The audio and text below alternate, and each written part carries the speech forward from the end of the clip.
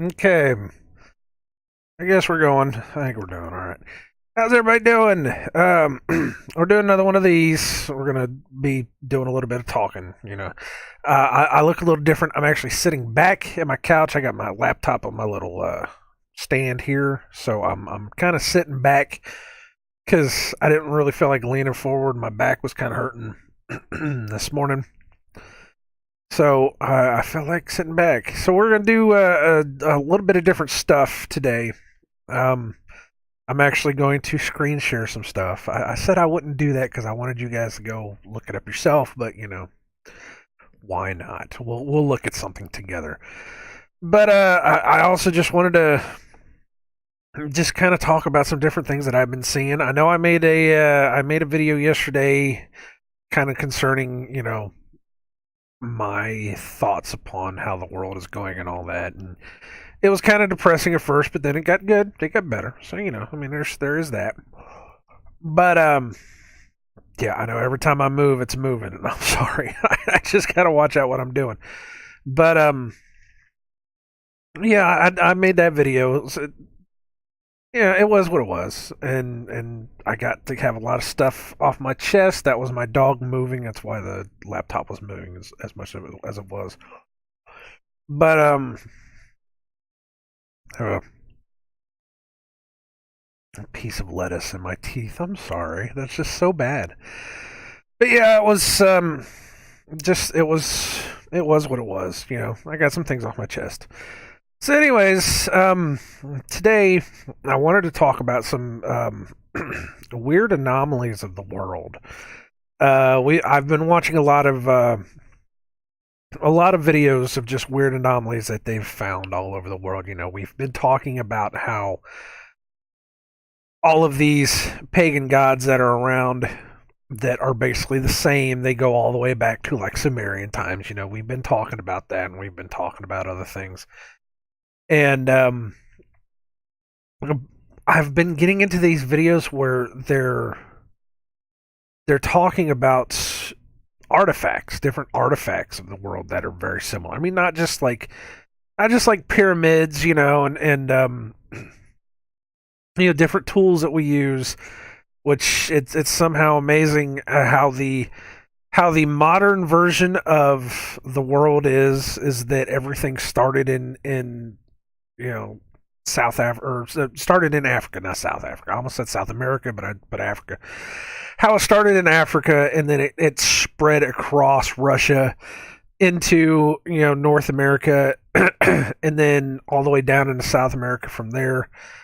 And yet, these people in South America were more developed than the people in North America. Hold on one second. I had to clear my throat.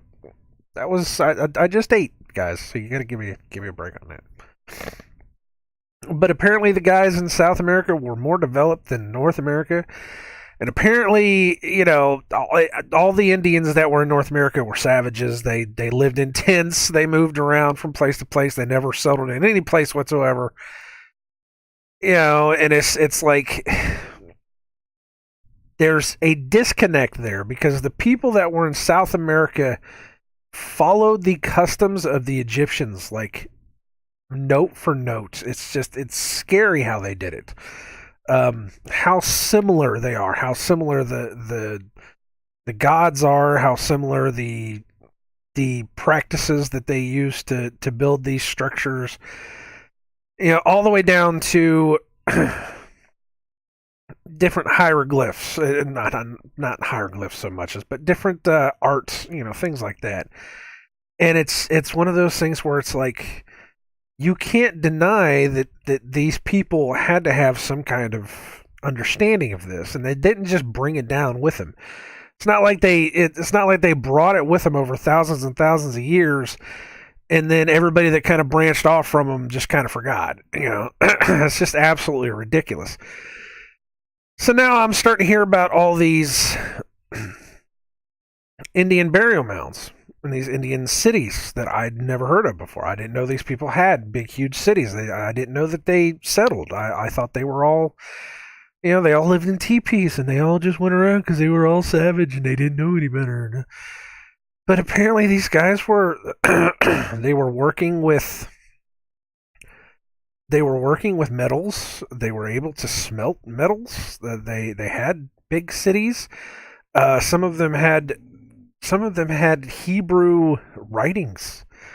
And of course, a lot of people, a lot of the videos are saying, well, the Smithsonian came and they said that it's fake and it's not real, so you can't listen to what they say. And it's like, yeah, but eventually some part of it's got to be real, right? Doesn't some part of it have to be real? So it's been a very interesting kind of thing that I've been following these. And then today I was watching a video. Man, I wish I had a water with me or something. I don't. It sucks. But I was watching a video today where this guy was going between these different carvings, these different reliefs. These, some of them were in rock, some of them were in metal, some of them were in, all these different things. And he was talking about for all these different cultures that are, thousands and thousands of miles away from each other, they all have these images of these guys. Some of them have wings, some of them don't, some of them have different heads. That they appear to be holding like a bag, like a hand. He called them a handbag, and that's what it looks like. It looks like a purse. It's ridiculous. But they all are holding a handbag, and the majority of them, I need to quit shaking a computer. The majority of them are holding like a pine cone in their hand, and they're holding it in a very specific way. And this is like hundreds and hundreds of these images, and they all come from different places. And it's like, that's something. Why aren't we looking into that? That's not just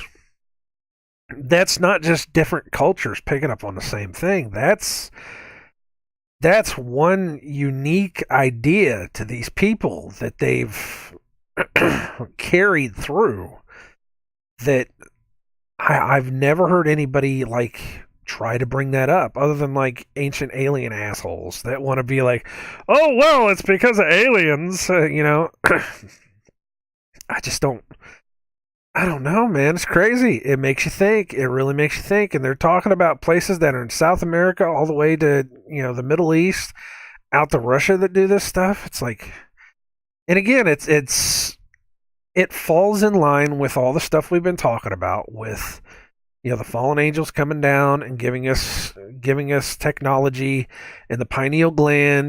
We've been talking about that with the pine cone, and the pine tree may be the actual tree of life, since it never dies, and there's a reason why we cut these things down during Christmas, and yada yada yada. It makes you think. It really does. And the more I think about it, the more it just piles on and piles on and piles on. It's just like, wow. It just absolutely boggles your mind, and we just don't, as a society, we don't see it, because we're not told to see it, because we're told to see other stuff, and it's kept from us, and it's sad that it's kept from us. And it led me to, what I had kind of said in the last video was just, am I reaching anybody? Does it resonate with anybody whatsoever? Do you guys get it yet? You guys get it? That this isn't, it's not what we were told. It's not just that it's not what we were told. It goes so much further into that, is that it's not just what we haven't been told, it's that we've been blatantly lied to about our life. And you add all that stuff together, that all these cultures came from one specific place, and they knew these things, and they were way more intelligent, way smarter than we ever could possibly be. They could very well have been giants, for all we know. They were definitely taller. They definitely had technology that we can't even remotely think about replicating right now. Every bit of technology that we've made has been made to make us lazy. Every piece of technology they had was made to help them build was made to help them build these gigantic, huge structures. It's just wild. It's just absolutely wild. And then you add into that the this whole mud flood theory, and I'm still not saying it's true because every now and then I'll get something that just doesn't add up right. We went out to my old college, and we went and looked at the older buildings, and they were built in the 1870s, and they have mud flood. They have mud flood similarities, but it just doesn't fit that time frame. And we were kind of thinking, well, maybe why would they copy that stuff? Why would you intentionally only dig like 5 or 6 feet down and then build up, and then you're going to leave that little sliver of the bottom floor in the dirt? Why would you do that? Is it for cooling purposes? Is that to cool that bottom floor? I don't understand. I mean, again, I live in a split level. I live in a split level house. My split level, the dirt. I can look at my windows right here, and it's where the window is. There's only maybe about 5 inches down to the dirt, which means it's 3 feet under the dirt.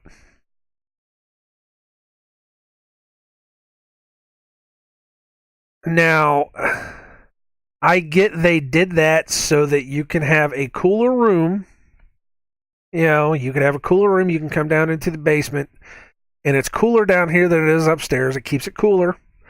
And you've got the windows that you can look out. And it's a sunken room, and it's not bad. And my dad, where he used to live, he used to have the same thing. Well, where he lives now, it's the same thing. It's that he's got one entire floor upstairs, and then he's got one entire floor that's sunken in. And it's very cool. It's very nice down there, and I like it. And so that's a thing. That's we did that on purpose to do it like that. But you look at some mud flood buildings, and it doesn't make sense the way that they did it. I don't know. I don't know what that understanding is. I don't know what the mentality of that is. I'd have to go ask an architect why you would do that. I don't know. Maybe it has something to do with foundations. I don't know. I mean, if it's the best way to do buildings, why aren't all buildings like that? Why aren't all buildings like that? Why don't we have 2 floors to every building? Just makes you think. I don't know. I don't know. Again, the whole reason I put these out there is just I'm just thinking off the top of my head. I'm just throwing this stuff out there. If you want to believe me, then believe me. If you don't, you don't. That's fine. I guess I should have gotten that. I guess I should have gotten that out before I did anything, because it's all. I'm just trying to make sense of the world. I really am. Just trying to make sense of. Just trying to make sense of all of this, because none of it makes sense anymore. It back when back when I was still asleep before my eyes are closed, I was just like, it is what it is, whatever. I'm just going to go live my life, and I did, and I lived my life, and I I was very unhappy with it because nothing ever seemed to go my way, and I didn't worry about any of it. I did what everybody was supposed to. You're not supposed to worry about it. You just you take it for granted. You just go on with your life. You just take this nihilistic understanding of life, and you just go off and you just screw around and you just be a human being and whatever. And that's what I did. I did that for 40 years. Didn't even think about it. But now that my eyes have been opened to a completely different understanding of how the world works, that there is a God, and that He made all of this and all that, and He's trying to show me things. It's just like, well, wait a minute, this doesn't make sense now. It actually makes perfect sense to me. I think that the one thing that I'm really trying to do more than anything else is make it make sense for somebody else, so that you can understand it and take it and run with it. I guess. Does that make any sense? I guess it makes any sense. I don't know. One thing I don't like about sitting back like this is that this couch is not the most comfortable thing. This couch is kind of broken down. We inherited it from a person, and then we sat on it for years and years and years. And I was like, I need a couch downstairs, and so I got this. So here we are. So yeah, we're gonna go ahead and we're gonna pop into this video here. So I found this video. This was actually on NASA website. Who knew, right? That NASA could do anything good. I mean, yeah. I found this on a NASA website because I was kind of thinking, because I had heard on other videos, and I had known myself that if you go down so many feet into the water, you're gonna find land. There was like, before all the ice caps melt, not the ice caps, but the mini ice age that we had, or whatever we had, because we somewhere along the line we had an ice age. It had to have happened. I absolutely believe that, and I can tie that ice age into the flood. I just can't tie in where the water came from. And I think it was inside of Jasher that there was 2 floods. Did I mention that somewhere along the line? I think it was in Jasher. I can't remember. But there were 2 floods. There was the big one, the one that wiped out the world. And then there was like a smaller one. I can't remember if it was before or after. Crap, I'd have to get the book. I'd have to put the computer down so I can get the book. Alright, this is going to be weird. Oh! There you go, that wasn't so bad. Let me get the book.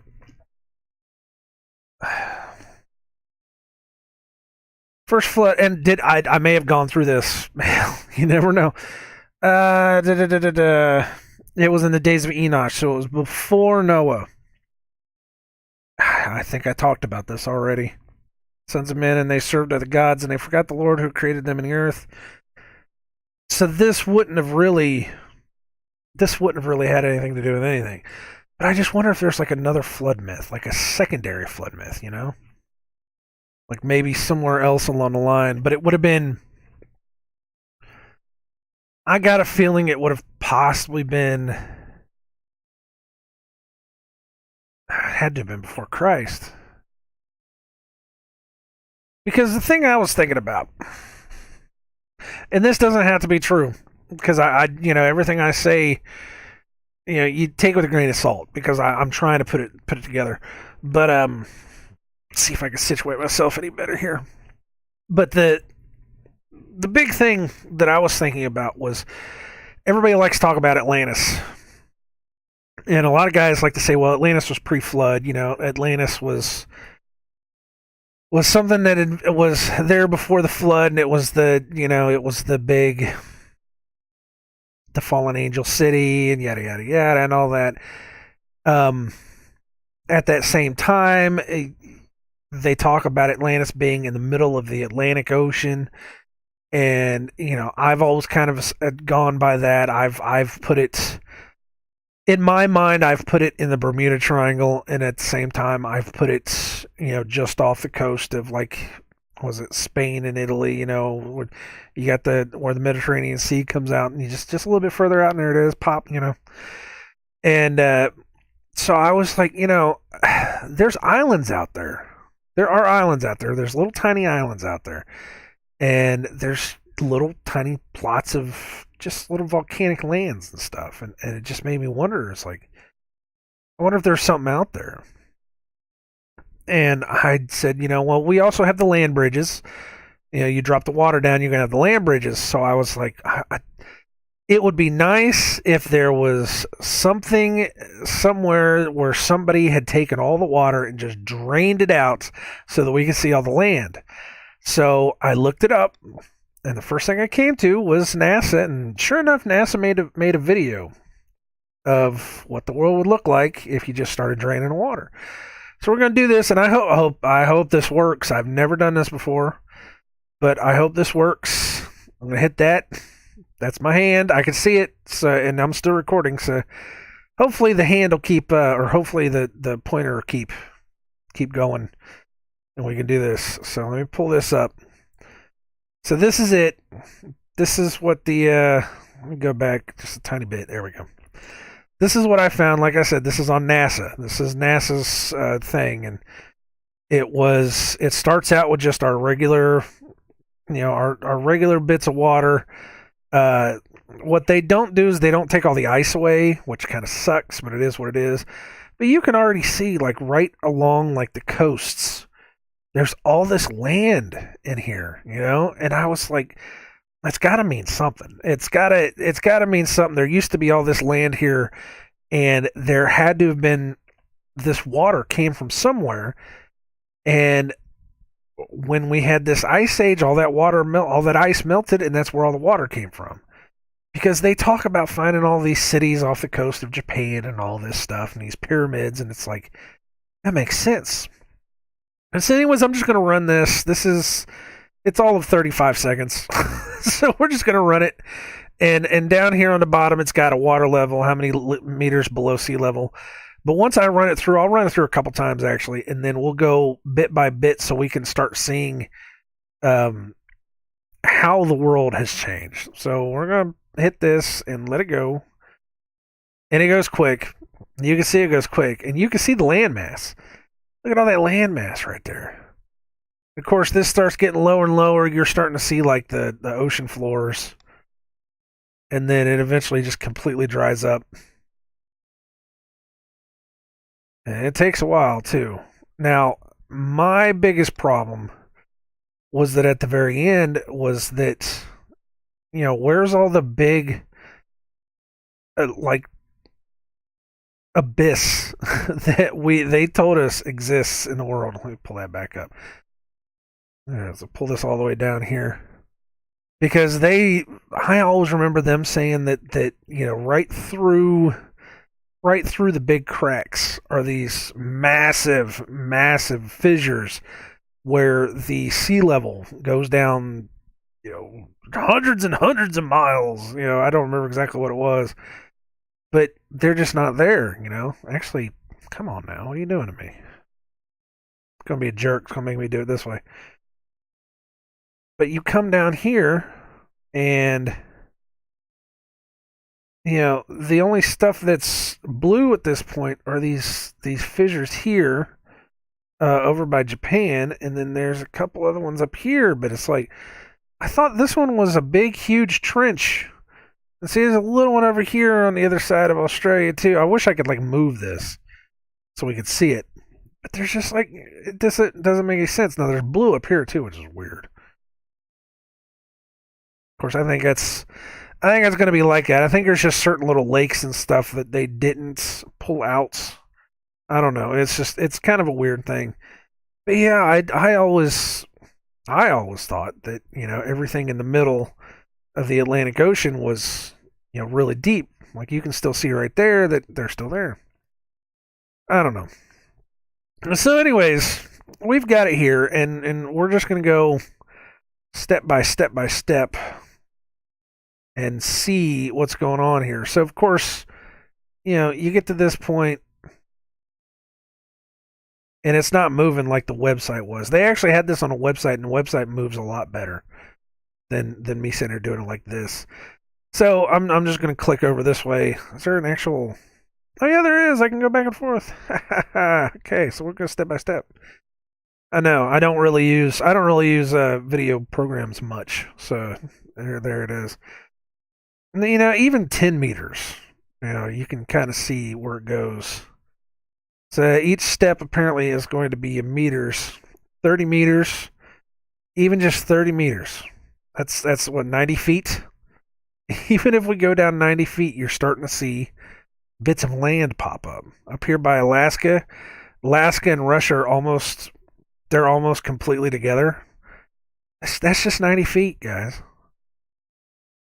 40, we'll go to 50 feet. And there you go, right there. Russia and Alaska are already connected.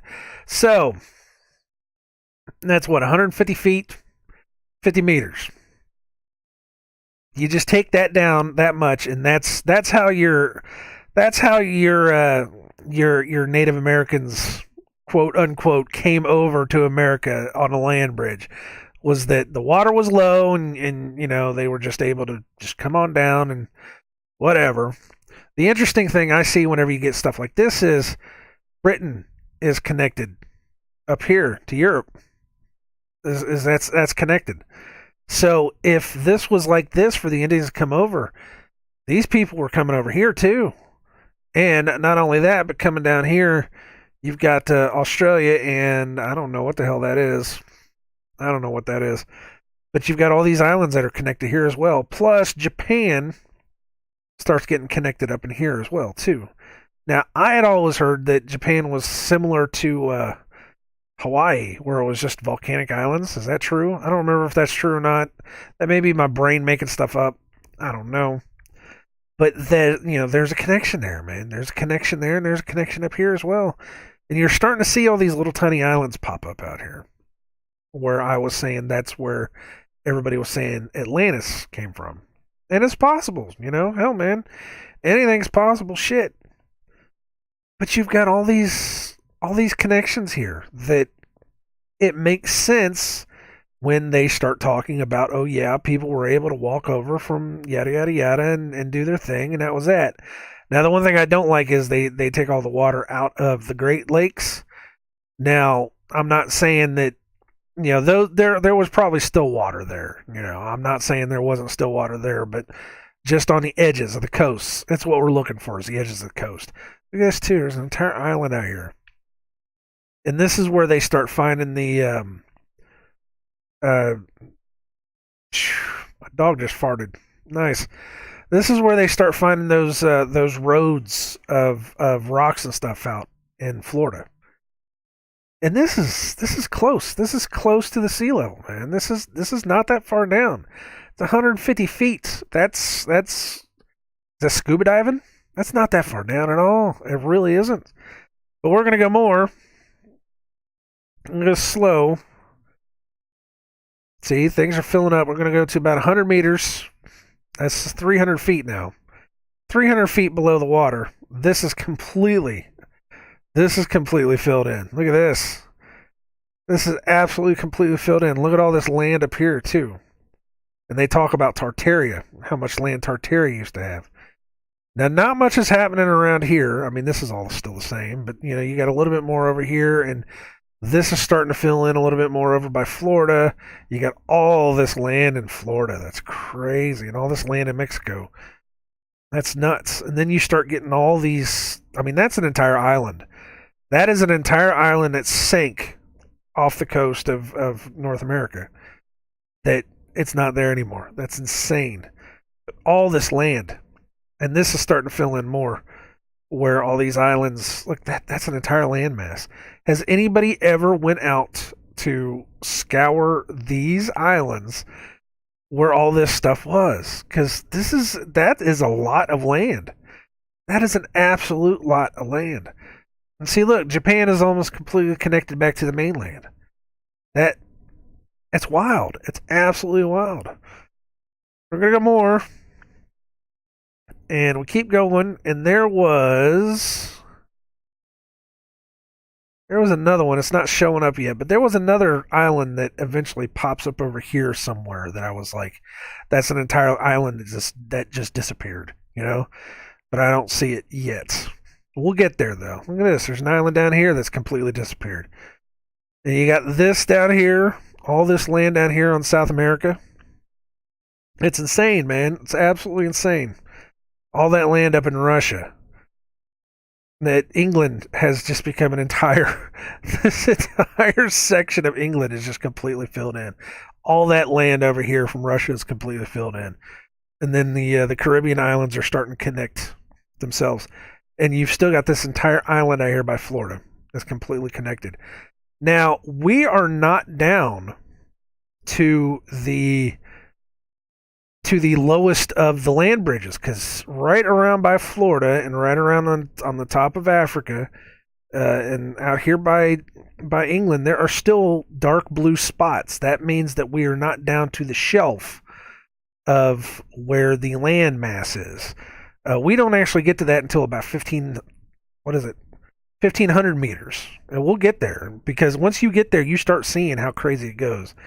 And we might speed up through this, because this is, you start seeing more and more. You start seeing all these islands up above North Russia. You've got almost the entirety of Canada is just one complete landmass up there. Japan has officially connected back to China, which is insane. Or North Korea or South Korea and China, that's one big landmass. That makes you think about, like I said, they're diving down. They're diving down, a couple 100 feet, and they're finding pyramids and all kinds of buildings down there. It makes you think, man. It really makes you think. So you take it down more. Let's go about 250, and you can see it's just filling in. It just keeps on filling in. We go to about 300, and there's these islands that I was telling you about that are right off the coast of England that they disappeared. And it's just amazing. It really, really makes you think of just how much land there was, whenever we were settling out into the world. Because we would have started out right around here. In biblical theory, we would have started out right around in here. And the Tower of Babel would have probably been, well, no, we would have been around here, wouldn't we? Because that's Egypt. Sorry. No, sorry. So this is somewhere just in this general area, somewhere around in here. But you would have had the Tower of Babel somewhere in there, and then he would have confused the languages and spread everybody out. And just by this, you can start seeing how people could have spread this way, It very easily could have spread this way. You're talking about the Vikings coming over to America, I know that the water probably wasn't this low back then, but you're talking about pre-Ice Age, man.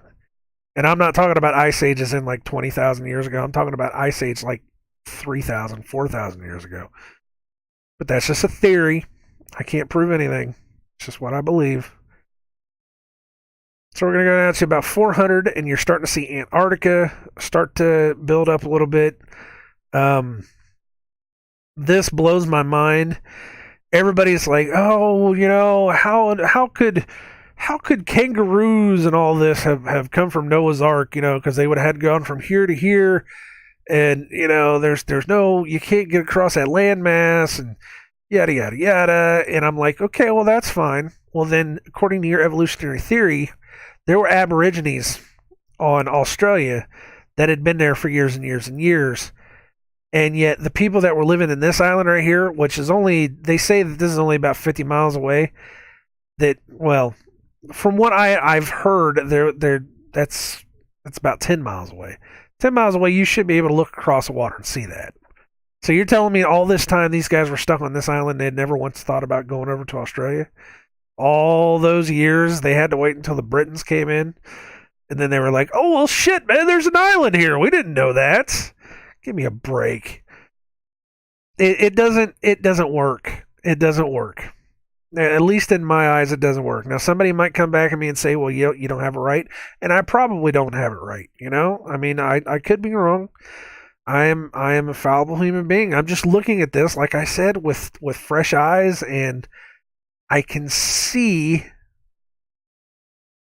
how different it is now. I can see it in a way that I never could before, and it boggles my mind. It absolutely boggles my mind how this works. I mean, look at how connected all this was. You want to get rid of overpopulation and help find new space on this earth, in this realm? Drain the oceans. And if you can push that shit out into space, do it. Why not? Look at this. Look at all this land. You got a problem with overpopulation? Shut up. God. Which I've already said overpopulation is a joke, anyways. Because if you took every human in the world, they would fit into like the state of Rhode Island or something like that. But look at all this. Look, this is entirely connected. This is 500 meters. This is almost entirely connected, and we're still not down to where I think the shelf is, because we're going to keep going. And the thing about the shelf, where I'm thinking about, is that if it's been underwater, it would have been eroding underwater. So the shelf, I'm sure, that I'm talking about has probably degraded as it sat underwater. So there's probably more out there than we think. So we're getting up to about 900 meters. Now this is where I start. This is where I'm thinking that the shelf is actually at, anywhere between 1,000 meters and 1,500 meters. The lowest I want to say is 1,500 meters, but I think 1,000 is a good point where we can stop and start talking about this. Because if this is where it was, if this was where the land was, you got that. Now, this would have been cold, this would have been frozen. This would have been completely frozen, but that's still a landmass. That's a landmass. Look at this, is all connected. That's no wonder these people could have walked everywhere. These people could have absolutely walked everywhere. If you really, really wanted to go somewhere, all you had to do was get on your shoes and walk. And it's there. Entire the Caribbean. Look at this. And you have to take erosion into effect or into account, because this is everything. This is what they say is all underwater, and this would have been eroded a lot. So there's probably more to this than they say. So, this is it's a possibility. It's very possible that all of this land was open, and it's been boggling my mind. It's absolutely been boggling my mind. I'm so glad I found this. I don't want to thank NASA too much, but you know what? I'm glad NASA did this. But you still would have had little tiny lakes and stuff. I mean, you still would have had those lakes, and you still would have had this, and this probably might have been a lake for all I know. I don't know. So we're gonna go a little bit further, and from here until about 1500, not much happens. Which is, again, why I think that this is where the shelf was. The only thing that really starts happening, the really, really neat thing that starts happening, is all the stuff that's in the middle of the oceans starts filling up. And you start seeing islands in the middle of the oceans. You get to about 1500, and you've got this right here. Right in the Atlantic Ocean, you've got this thing. There's something there. Now, when you take all the water away, you find out that's just the crack in the earth. And that's possible. That's possible. That's just what that is. It's just a really high crack in the earth. But you've still got all this land, and you got to remember we're still taking erosion into account. Once it got underwater, all this stuff would have kind of pulled a lot of the little parts away. But taking erosion into account and thinking that this is probably where the land was. I mean, this would have been like the most of where I would think the land would have been. Everything is connected. Everything is connected all the way down through here. Even this stuff would have been connected in some way, shape, or form. All of this would have been connected. You would have been able to walk from one side to the other, and I mean, hell, there might have even been a way that you could have walked across, South America and Antarctica. I don't know. I don't know. It's all speculation. It's all I got is speculation. Like I said, but you got this island here. And you have this island here too that I was saying was in between these two that's completely disappeared. But this is where they say that Atlantis came from. Now it could be very well down here too, because this is an entire island too. This is slowly developed underneath our eyes down here. So anything is possible. Now I'm not saying that's what it is, but it's there. Now let's say that Atlantis was the end all be all place for people to go to, and it was in the very center of the oceans. That's where it was. So that right there is the crack between the three plates, the continental plates. And we're going to go down. Let's see, that's where this one is, that's where this one is, and that's where that one comes out at. So that's what that is.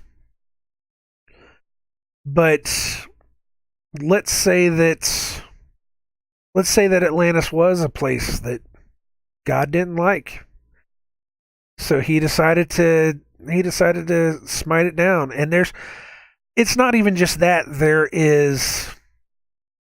There's other tales of there being an island out there in the middle of the ocean that something happened to it.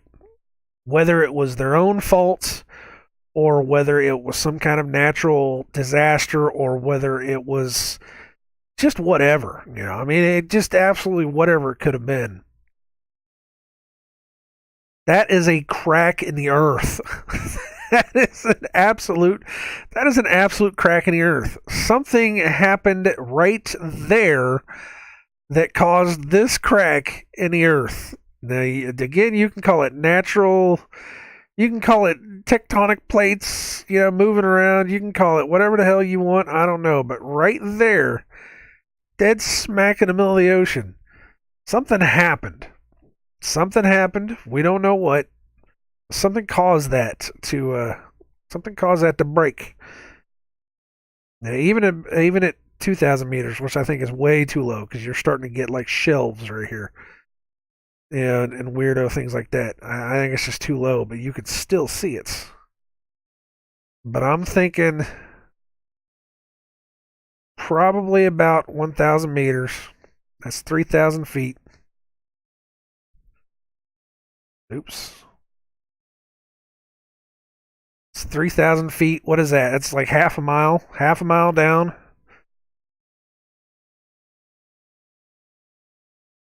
It's just something going on, man. There's just stuff going on, and it's too.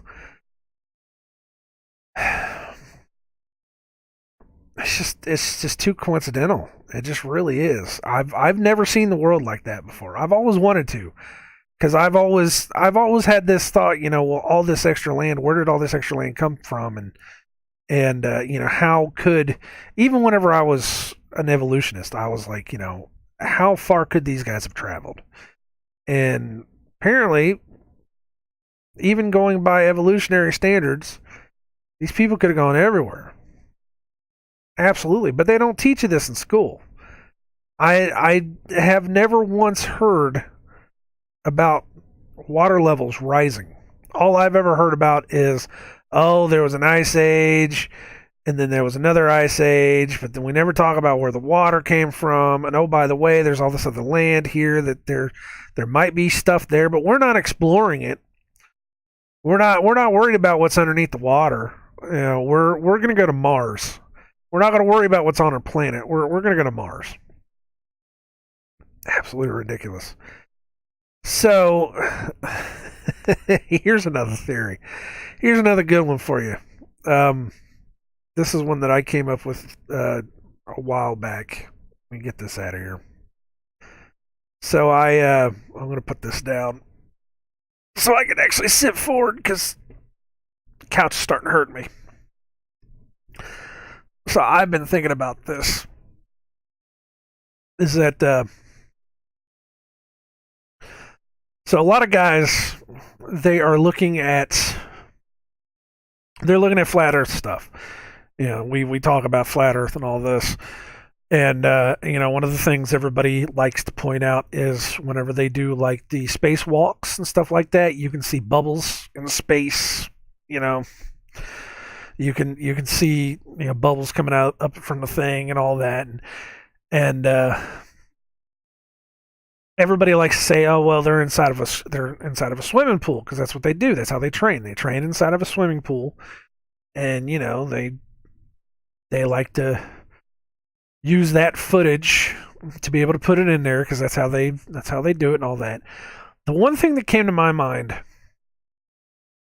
and it's something that I'd kind of touched on before, and I haven't really gone into too much, but one of the theories, one of the things that we had read together, I think, either together or I had read by myself, I don't remember what it was that after Noah's flood, after everybody had kind of spread out, there are these myths of these gods or these fallen angels or whoever coming out from the oceans. These fish-headed gods that they lived underneath the water. And they lived down there, and that's how they survived the flood. The fallen angels, that's how they did it. And some of the giants, that's how they did it. They live underground and they live under the water and all that. And that's how they were able to survive. And it got me thinking, we can clearly see bubbles when we're looking at spacewalks. It looks like bubbles. And we've talked about space being water. We don't really know if space is water or not. NASA says it's a vacuum, but vacuums can't really exist in nature. A true vacuum would tear this planet to shreds. And you can argue the whole gravity, and you can argue the gravity and different levels of vacuum, that gravity holds it all in place and that there's different levels of vacuum. It's still sucking stuff off, but not a lot here, a little less here, a little less here, and that's fine. But a vacuum, man, a true vacuum just destroys everything it touches. Absolutely destroys everything it touches. You go look up videos of guys that are putting stuff inside of vacuum containers, even just a little glass container,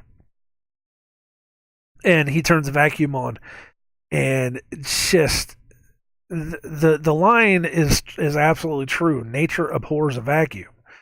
Vacuums are the most dangerous thing in the world, absolutely dangerous thing in the world, in the universe, and they will crush you in a second.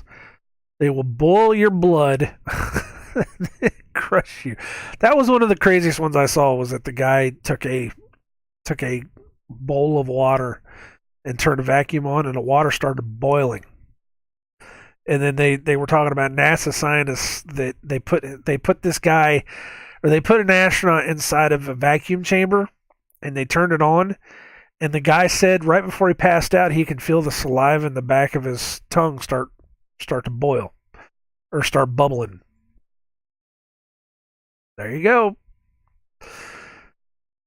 So how much pressure would you have to have one of those suits at in order to survive the vacuum of space? I don't know. So anyways, I was like, well, they're talking about all these spacewalks in the swimming pools.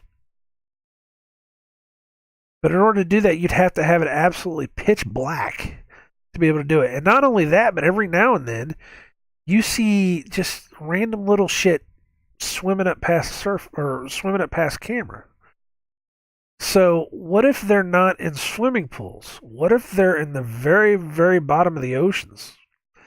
Now this it gave me goosebumps the first time I talked about it, and it's not so bad now, and yet I have that little tingling in the back of my neck, like it's like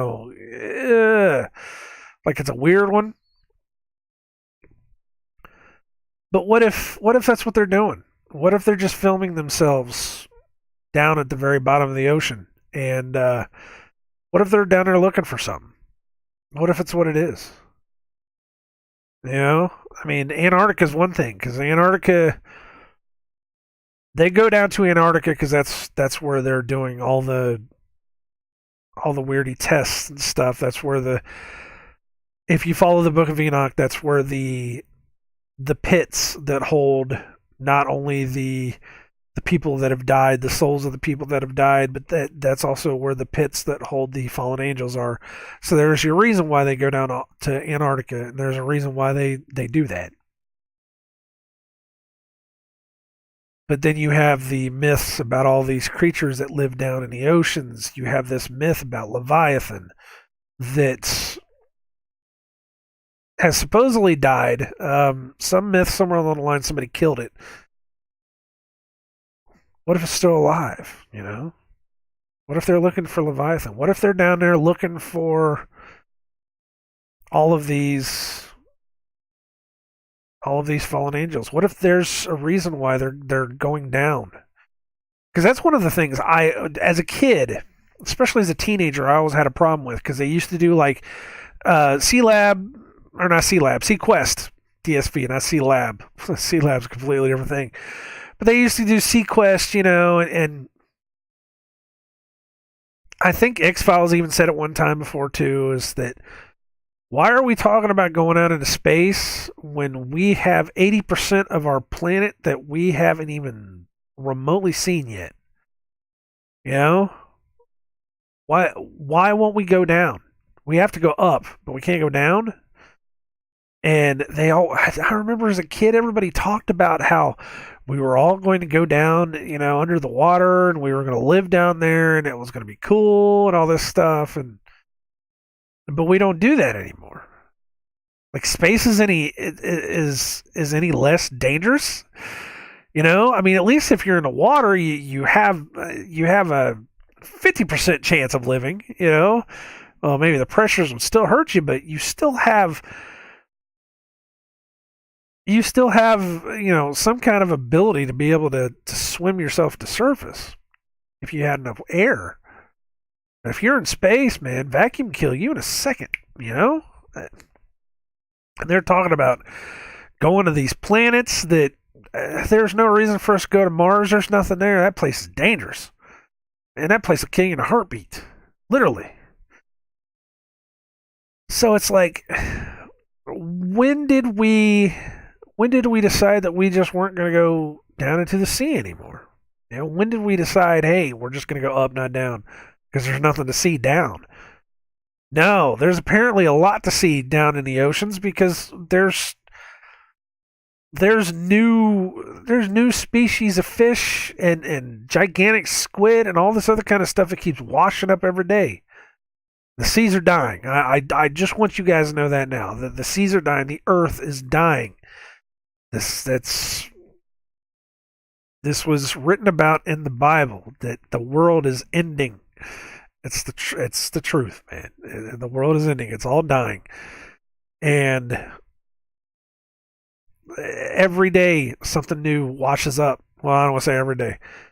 And for a while there, it seemed like it was every day that something new was washing up. But it's like seems like every month or so, something new will wash up. Some weird kind of creature we've never seen before, or some gigantic creature, something huge. And it's like, how do we know what's down there? We don't know what's down there. So what if it's what they're doing? What if they're going down, not up? And if they're going down, what are they looking for? They got to be looking for something. But it makes sense. It makes the perfect sense because when you get down far enough into the ocean, you don't get all the sediments and the weird nonsense floating around. The water is very still. The water is crystal clear, but it's black as pitch. You can't see a damn thing in it. And there's not much living down there. So why can't you take these astronauts in these spacesuits that are supposedly pressurized for zero pressure, that you can just repressurize for, massive amounts of pressure? Why can't you take them down and do that? It makes you think. It makes you think. I'm not saying that's the way it is. It's just a theory that I came up with. It makes sense. To me, it makes sense. I don't know, but the scariest thing I have to ask is what if, or what are they looking for? Because if they're looking for something, and there's a lot of legends, a lot of myths of things that are living underneath the ocean. So what are they looking for? I mean, we know that they're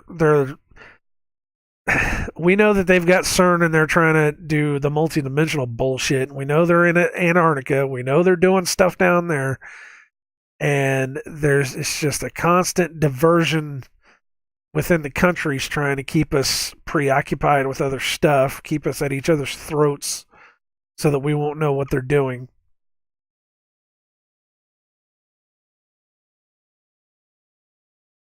And that could all be bullshit too. You don't have to believe that if you don't want to, because I don't know. I can't say for any certainty what the hell's going on anymore. It's just all weird. But it makes you think, There's a lot to that digest there. There really is. There's a lot going on there, and man, I don't know. Oof. Just put it together in your head and hope that it doesn't crack you in half. Let's put it that way. Just hope it doesn't crack you in half because it's just so weird. It's just so weird. I don't know, but I'm gonna get going. Um, Thank you for watching. Like, comment, subscribe, or don't. Doesn't matter. More than likely, YouTube's going to be shutting us down just because I said certain words, and I guess if they do, they do. I mean, we can't. A lot of people are saying that we can fight it, and I would be more than happy to fight it, but they are showing us day after day after day that it's not our world anymore. They're showing us that they can do whatever the hell they want to do, and that we don't have any say in it. They've shown us that every day. Perfect point is how many people would it take to stand up to the government and say no before the government actually does something contrary to what they're doing now? How many of us would it take? How many of us would it take? And nobody cares. Nobody cares. So, all I can say is I wish you all well in all your future endeavors. And I hope that the world lasts for you. God bless you all. Take care. And keep your eyes open, man. Keep your eyes open. Come up with a